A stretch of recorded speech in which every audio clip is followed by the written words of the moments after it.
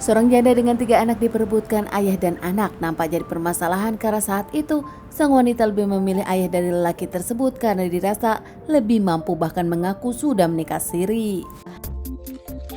Kisah nyata yang aku ceritakan kali ini terjadi di kota Balikpapan. Seorang wanita bernama Nursia berusia 33 tahun, janda karena sang suami berpulang. Dengan penuh kesedihan dirinya harus tetap move on untuk ketiga anaknya. Nursia sendiri punya 3 anak dari pernikahannya bersama sang suami. Namun nampaknya sang suami dipanggil Tuhan Yang Maha Kuasa hingga dirinya harus berusaha sendiri. Nursia dengan ketiga anaknya tinggal di salah satu kontrakan yang memang cukup kecil. 2 anak Nursia masih SD, sementara anak pertamanya sudah SMP.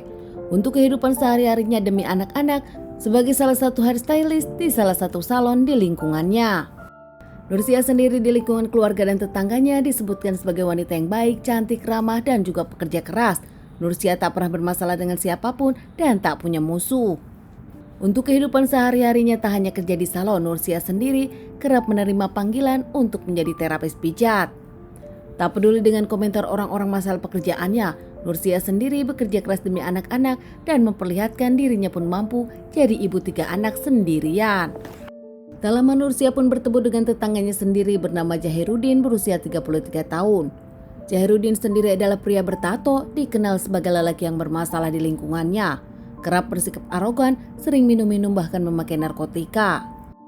Jahirudin juga sempat diamankan terkait masalah dirinya ribut dengan petugas. Bekerja sebagai tukang parkir, Jahirudin pun punya uang dan dirinya pun poya-poya dari uang tersebut.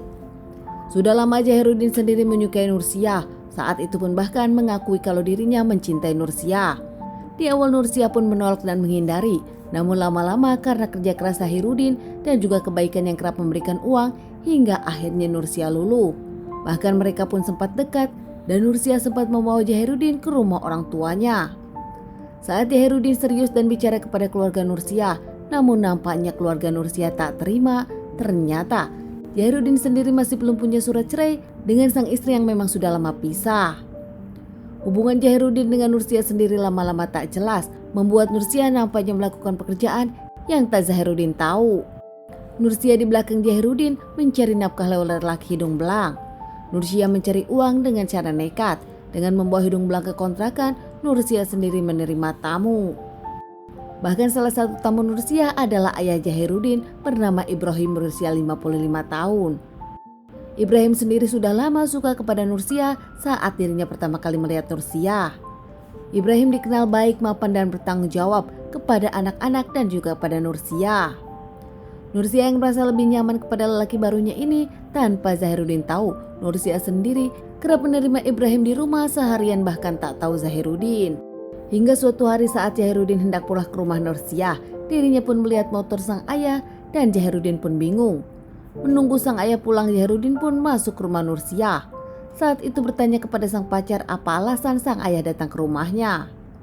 Usai didesak, Nursia pun akhirnya mengakui kalau dirinya berpacaran dengan Ibrahim, ayah dari Jahirudin. Bahkan Nursia pun mengaku dirinya sudah menikah siri dengan ayah Jahirudin. Jahirudin yang sakit hati dan cemburu karena sang pacar berselingkuh, bahkan selingkuh dengan ayahnya sendiri, Jahirudin pun ngamuk. Dirinya langsung pulang ke rumah, namun saat di rumah tak menemukan sang ayah. Dengan penuh kekesalan dan amarah, Jahirudin pun kembali ke rumah Nursia. Di rumah Nursia, Jahirudin meminta kepastian Nursia memilih dirinya atau memilih sang ayah. Namun nampaknya jawaban Nursia pun membuat Jahirudin mengamuk. Nursia memilih Ibrahim, sang ayah dari Jahirudin. Mengamuk cekcok di antara keduanya hingga akhirnya Jahirudin pun mengeluarkan senjata tajam dan menikam Nursia beberapa kali. Bahkan saat itu cerita dari Nursia membangunkan ayah Nursia yang memang sedang berkunjung dan menginap di kontrakan Nursia.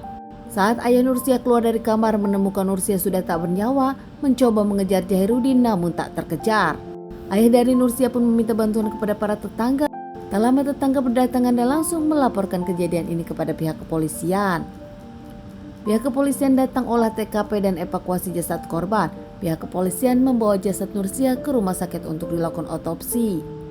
Hasil otopsi mengungkapkan Nursia mendapat banyak tikaman hingga mengeluarkan cairan merah dan akhirnya dikembalikan ke keluarga usai dilakukan otopsi.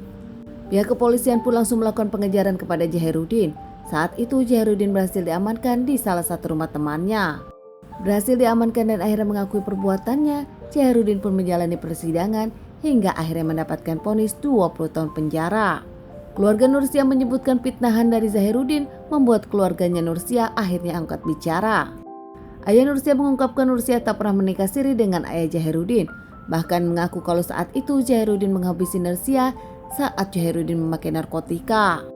Keluarga Nursia pun kini sedih ketika cucunya sudah tak ada ayah dan ibu. Bahkan kini mengungkapkan mereka kesulitan ekonomi mengurus 3 cucu tanpa pekerjaan.